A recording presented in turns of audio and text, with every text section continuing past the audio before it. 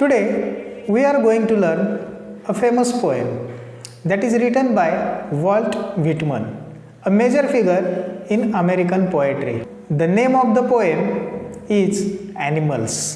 पोएमचं नाव ऐकून तुम्हाला नक्कीच आश्चर्य वाटलं असेल की ॲनिमल्सवर काय लिहिलेलं असू शकेल, कारण ही पोएम क्लास 10ची आहे, क्लास 3ची नाही. मग ॲनिमल्सबद्दल असं काय लिहिलेलं असणार? तर तुम्हाला हे मला आधी सांगायचं आहे की वॉल्ट व्हिटमन ह्यांचा जन्म 1819मध्ये झाला. Walt Whitman born in 1819 in modern time when the modern time started. आधुनिक काळाची सुरुवात 1818ला झाली असं समजलं जातं. कारण काय, भारतामध्ये ब्रिटिशांनी पाऊल ठेवलं आणि यांत्रिकीकरणाला सुरुवात झाली. सगळ्या युरोपमध्ये यांत्रिकीकरण त्यावेळेला सुरू होतं, त्यामुळे ह्या काळाला आधुनिक काळाची सुरुवात म्हणतात.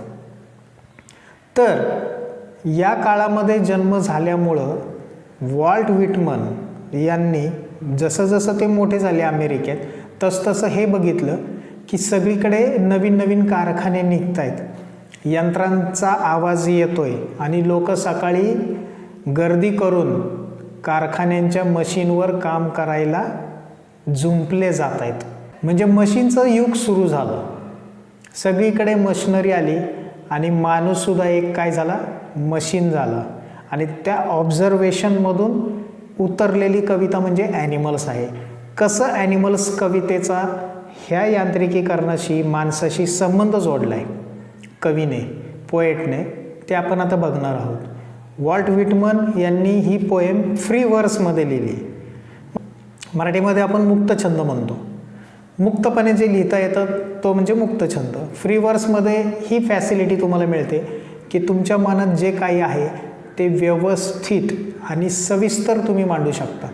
कारण काय, तुम्हाला रायमिंगची अट नाही, मीटरची अट नाही, आणि त्याच्यामुळे तुम्ही फ्रीली छोटी मोठी वाक्य घेऊन पोएम साकार करू शकता.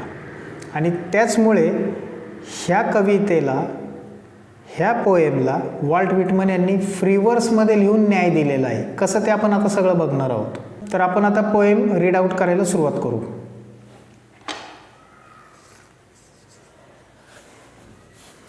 Animals. I think I could turn and live with animals. I think I could turn and live with animals. They are so placid and self-contained. I stand and look at them long and long. पहिल्या स्टॅन्झातच poet आपल्याला सांगून जातो की मला प्राण्यांच्या जगात जायचं आहे. मला कुठे जायचं आहे? प्राण्यांच्या जगात. माणसांच्या जगात आता राहायचं नाही, प्राण्यांच्या जगात मला जायचं आहे. का जायचं आहे? त्याचं थोडंसं कारण पहिल्या स्टॅन्झात आपल्याला मिळतं. प्राणी शांत असतात, सेल्फ कंटेंट म्हणजे समाधानी असतात, स्वतःत रममान झालेले असतात, बाहेरच्या आजूबाजूच्या जगाकडे त्यांचं लक्ष नसतं आणि त्यांच्याच जगात ते रममान झालेले आहेत, त्यामुळं ते आनंदीच असणार. आणि म्हणून मला प्राण्यांच्या जगात जायचं आहे. आणि ही इच्छा साकार व्हावी म्हणून वारंवार एकटक खूप वेळ वेगवेगळ्या प्राण्यांकडं पोएट बघत असतो. त्यांच्याकडे बघून त्यांच्यातला शांतपणा, समाधानीपणा त्याला ॲट्रॅक्ट करतो आणि मग त्यांच्या विश्वात जायची त्याला उर्मी येते. नेक्स्ट स्टॅन्झा बघूयात. They do not sweat and wine about their condition. They do not lie awake in the dark and weep for their since.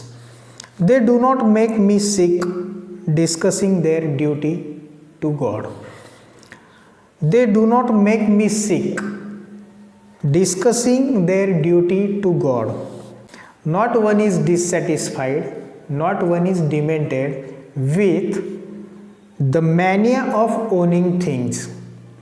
Not one kneels to another, nor to his kind that lived thousands of years ago. That lived thousands of years ago.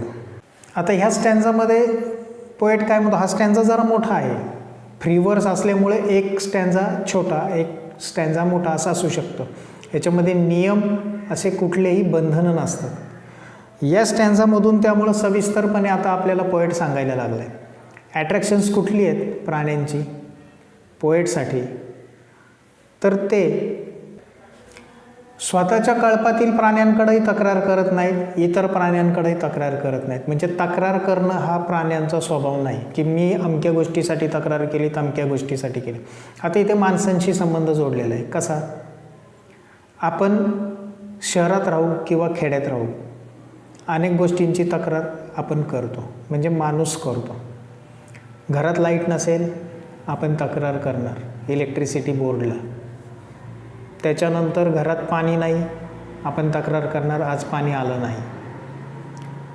कचरा गोळा करण्यासाठी आपल्याकडे गाडी येते ती आली नाही आपण तक्रार करणार. आपल्याला गॅस पाहिजे, रेशनिंगचं सामान पाहिजे, आपल्याला वेळेवरती सर्व पदार्थ जय्यत तयारीनिशी ताटातसुद्धा वाढलेले पाहिजेत. म्हणजे आपली घरातली सगळी कामंही व्यवस्थित झाली पाहिजेत. मग ती आई असो करणारी किंवा वडील असो किंवा बहीण भाऊ असो कोणीही असो, त्यांनी ती कामं वेळेवर केली पाहिजे, नाही तर मी तक्रार करणार. बरं, ह्या ज्या मी मोठ्या मोठ्या गोष्टी सांगितल्या त्याच्याही तक्रारी आपण करतो. अनेक गोष्टीत तक्रारी आहेत. तक्रारींचा सूर हा आपला संपत नाही. आणि म्हणूनच प्राणी तक्रार करत नाही हे मेन अट्रॅक्शन आता कवीला पोएटला दिसतंय आणि त्याच्यामुळे तो त्यांच्याकडे ओढला जातोय. प्राणी रात्री डोळे उघडे ठेवून झोपत नाहीत, माणसं झोपतात. आपण त्याला मराठीत म्हणतो लोळणे. अंथरुणावर लोळत पडायचं रात्री. कोणी मोबाईल बघत लोळतो, कोणी रेडिओ ऐकत लोळतो, कोणी टी व्ही बघत लोळतो, कोणी नुसताच लोळतो. हे लोळणं जे ते प्राण्यांच्या विश्वात नसतं. अंधार पडला आणि त्यांची झोपेची वेळ असेल तर ते झोपणारच.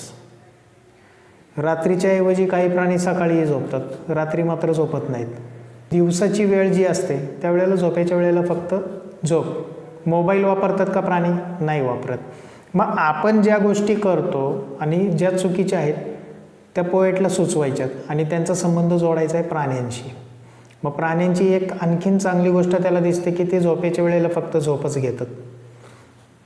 आता पुढे पोएट काय म्हणतो की ते त्यांच्या पापांबद्दल रडत बसत नाहीत किंवा पश्चातापही व्यक्त करत नाहीत. आपण काय करतो माणसाच्या जगात? पाप केलं, चूक केली, एकतर पश्चाताप करू, चांगली गोष्ट आहे. पश्चाताप करणं ही केव्हाही चांगली गोष्ट आहे. पण आधीच जर आपण पापच नाही केलं तर प्रिव्हेन्शन हे केव्हाही चांगलं. पण नंतर तुम्ही पाप केलं आणि आता मी क्षमा मागितली, आता मी फ्री झालो, मला आता माफी मिळालेली आहे, असं माणसं समजतात, जे खूप मोठी चूक आहे. एका बाजूला पाप करायचं, दुसऱ्या बाजूला पुण्य केलं आणि त्या पुण्यातनं पाप वाचा झालं असंही समजणारे काही लोक आहेत. पोएटला तेच नेमकं सांगायचं आहे.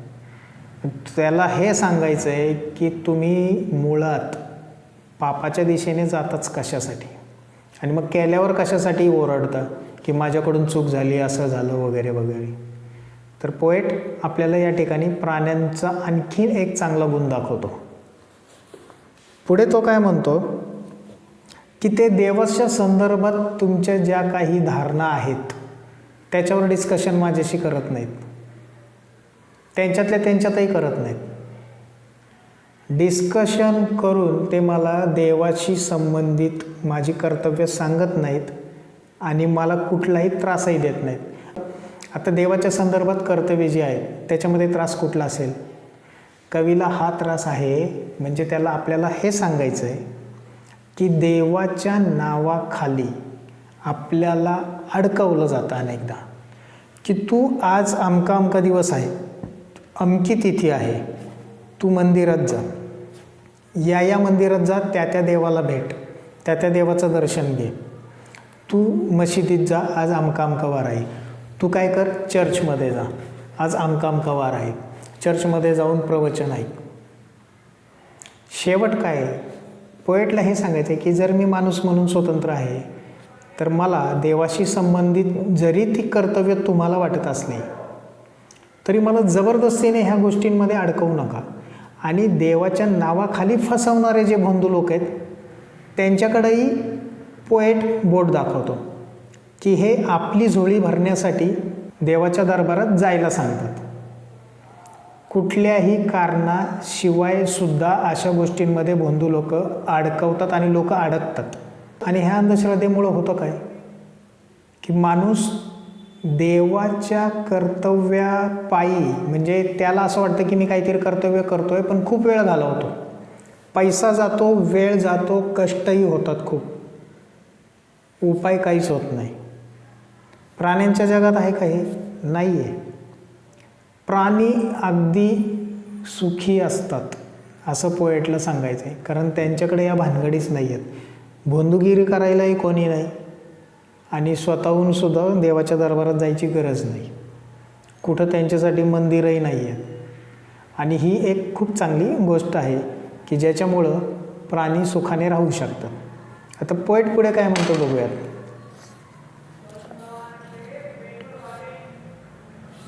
Not one is dissatisfied, not one is demented with the mania of owning things. Demented म्हणजे काय? थोडासा वेडसरपणा. आणि मॅनियाचाही अर्थ तोच आहे. मेंटल डिसऑर्डर म्हणजे मॅनिया. मॅनिया कुठल्या प्रकारची डिसऑर्डर आहे की एखाद्या गोष्टीचा अट्टास घेणे अतिरेकी स्तरावर, की ती गोष्ट वारंवार करायची आणि इतका अतिपणा त्यात करायचा की त्याच्यामुळे इतरांना प्रचंड त्रास होऊ शकेल. आणि त्यामुळे ह्या गोष्टी प्राण्यांच्या जगात नाहीत. कारण मॅनिया काही ना कशाचा असतो? संपत्ती कमावण्याचा, पैसे कमावण्याचा, प्रॉपर्टी कुठे कुठे घेऊन ठेवण्याचा. आणि आपण आजूबाजूला बघतो की माझी इकडं इतकी प्रॉपर्टी आहे, इतकी संपत्ती आहे, ह्या बँकेत एवढे पैसे आहेत. लोक सांगतात ह्या संपत्तीच्या मागे धावून आपला अमूल्य वेळ प्रचंड प्रमाणावर माणूस खर्च करतो. पैसा हा कमावलाच पाहिजे, पण किती? एका मर्यादेपर्यंत की जो आपल्याला सुख देऊ शकेल. त्याने जर दुःख येणार असेल तर त्या पैशाचा उपयोग काय? अख्खं आयुष्य जर पैसे कमावण्यात गेलं त्याचा उपभोग तुम्ही केव्हा घेणार? हेच नेमकं पोएटला सांगायचं आहे. आणि म्हणून पोएट म्हणतो की वेगवेगळ्या वस्तू, मौल्यवान वस्तू, दागिने तुम्ही विकत घेता, पैसे कमावता आणि ते जपून ठेवता. त्याचं करणार काय? कारण अख्खं आयुष्य तुमचं ते कमावण्यातच गेलं. प्राणी असं करतात का? काहीही राखून ठेवत नाहीत, जपून ठेवत नाहीत. त्यांना कुठल्याही वस्तूंचा मोह नसतो की त्यांनी दागिने आणले घातले, कपडे फॅशनचे घेतले घातले, शूज आणले घातले. असा प्रकार प्राण्यांच्या जगात नाही. अमक्या कंपनीचा गॉगल घेतला घातला. प्राणी असं करतात का? नाही. त्यांचं ते विश्वच नाही आहे, विश्वच वेगळं आहे. एका बाजूला यांत्रिकीकरण सुरू आहे, त्याचा एक राग आहे पोएटच्या डोक्यात की काय ही लोक जुंपली जात आहेत यंत्राला. माणसातली माणुसकी संपलेली आहे आणि आता फक्त कृत्रिमपणा आला आहे.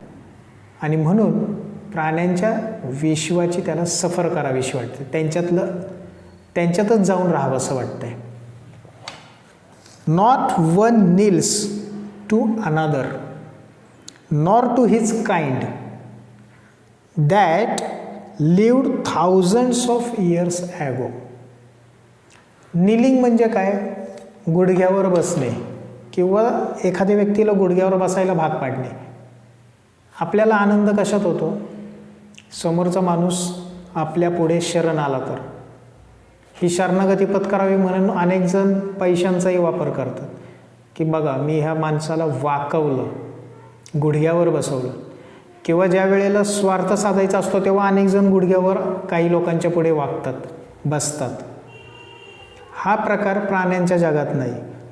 तो स्वतःच्या कळपातल्या लोकांनाही गुडघ्यावर बसवत नाही, बाहेरच्याही प्राण्यांना गुडघ्यावर बसवत नाही आणि स्वतःही बसत नाही. हा प्रकार त्याच्याकडे नाही आणि म्हणून हा माणसापेक्षाही श्रेष्ठ आहे.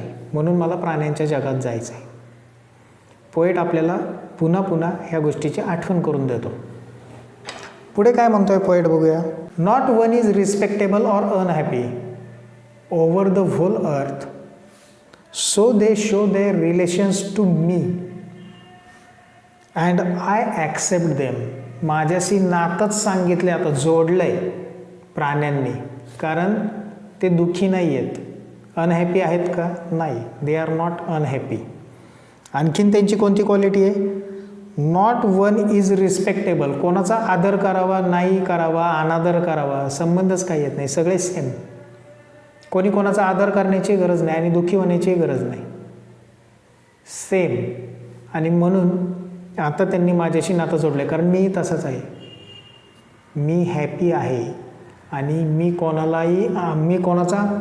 कोणाचा आदरही करत नाही, अनादरही करत नाही. मी सर्वांना समान लेखतो. केवळ ही भावना पोएटने सांगितलेली आहे. प्राण्यांनी पोएटशी हे नातं जोडलं आणि पोएटला आनंद झाला आहे, त्याने ते ॲक्सेप्ट केलं आहे, त्याने ते नातं ॲक्सेप्ट केलं आहे. आता हे कल्पनेच्या विश्वात आहे. खरोखर प्राणी काही पोएटला भेटले नाहीत आणि त्यांनी ते नातं सांगितलेलं नाही, पण कवीचं जे विश्व आहे त्या विश्वातली ही एक कल्पना आहे आणि त्या कल्पनेमुळे तो सुखी झाला आहे. They bring me tokens of myself. They bring me tokens of my self.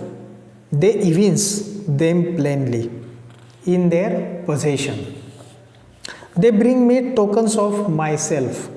They evince them plainly in their possession. त्यांनी काय केलंय? वेगवेगळ्या ज्या चांगल्या क्वालिटी आहेत ती प्रतीकं माझीच प्रतीकं आहेत आणि ते मलाच परत देत आहेत. माझीच प्रतीकं मलाच परत देत आहेत आणि ते कन्फर्म आहेत त्या बाबतीत आणि ते डिटर्मिनंट आहेत त्या बाबतीत. आणि ती प्रतीकं ते फॉलोही करतात. चांगल्या क्वालिटी फॉलो करतायत हजारो वर्षांपासून, त्यांनी त्या सोडलेल्या नाहीत. ही प्रतीकं प्राणी मला जी देत आहेत त्या कोणत्या क्वालिटीज आहेत? त्याच्यामध्ये चांगुलपणा आहे, त्याच्यामध्ये कोणाचा अनादर न करणे आहे, सर्वांना समान लेखणं आहे, कुठल्याही संपत्तीचा मोह न करणं आहे, वस्तू जमवून त्यांची फक्त साठवणूक करायची, त्यांचा उपभोग घ्यायचा नाही, ही जी वृत्ती आहे ती त्यांच्यात नाही.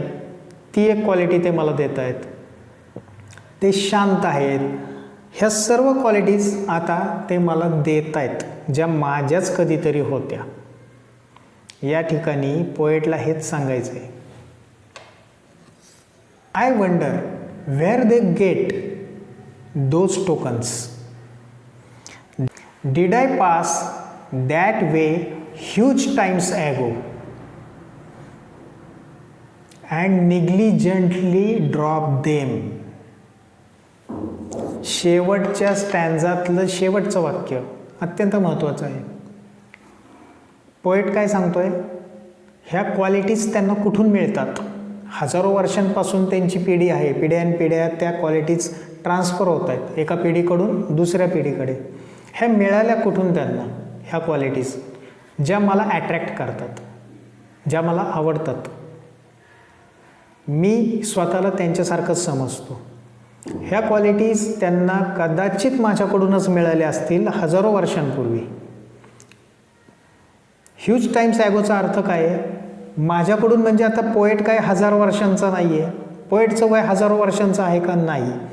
तर पोएटने तो संबंध आपल्या पूर्वजांशी लावला आहे. माझ्या पूर्वजांनी ह्या क्वालिटीज प्राण्यांना दिल्या असाव्यात न कळत, आणि तो ह्या क्वालिटीज सोडून निघून गेलेला असावा जंगलाच्या बाहेर, जिथं त्याने शहरं तयार केली, गावं तयार केली, आणि ह्या सगळ्यांचा विकास होत असताना ह्या क्वालिटीज गळून पडल्या. त्या घेतल्या कोणी? प्राण्यांनी. त्यांनी त्या फॉलो केल्या, पण माणसांनी त्या फॉलो करायच्याऐवजी तो यंत्र बनत गेला आणि यांत्रिकीकरणाला सुरुवात झाली. माणसातली माणुसकी हरवली. पोएटला हेच सांगायचं की हजारो वर्षांपूर्वी माणूस असाच असणार आहे, पण ह्या क्वालिटीज त्याने काळाच्या ओघात स्वतःला विकसित माणूस प्राण्यांपेक्षाही बुद्धिमान समजत जो प्रयत्न केला पुढे जायचा, त्याच्याऐवजी तो खऱ्या अर्थाने काय झाला, पुढे गेला नाही, तो मागेच राहिला. वाईट क्वालिटीज त्याच्यात आल्या, चांगल्या प्राण्यांनी घेतल्या आणि प्राणी मात्र आजही चांगले आहेत. त्यांनी त्या क्वालिटी सोडलेल्या नाहीत. म्हणून हे प्राणी मलाच सगळी टोकन देत आहेत क्वालिटीजची, असं पोएट म्हणतो आहे. ह्या पोएममधून आपल्याला हाच लेसन मिळतो की माणसाने मशीन जरी ह्या युगाचा धर्म झालेला असला तरी माणुसकी विसरू नये. माणसातलं माणूस पण टिकलं पाहिजे, तर त्या मशीनचा उपयोग. नाहीतर माणूससुद्धा मशीनच आहे असा त्याचा अर्थ होईल. तर एकंदरीत आपल्याला ॲनिमल्समधून खूप छान प्रकारे वॉल्ट व्हिटमन यांनी प्राण्यांचा संबंध माणसाशी जोडून दाखवलेला आहे आणि माणसाने त्यातून काय शिकायला पाहिजे, प्राण्यांकडून काय घ्यायला पाहिजे हे पण सांगितलेलं आहे. तर तुम्हाला हे सेशन कसं वाटलं, तुमच्या सजेशनचं कमेंट बॉक्समध्ये स्वागतच आहे. व्हिडिओ जर आवडला असेल तर लाईक करा. पुढच्या सेशनमध्ये आपण या पोएमशी संबंधित वर्कआउट करूया. तोपर्यंत गुड बाय.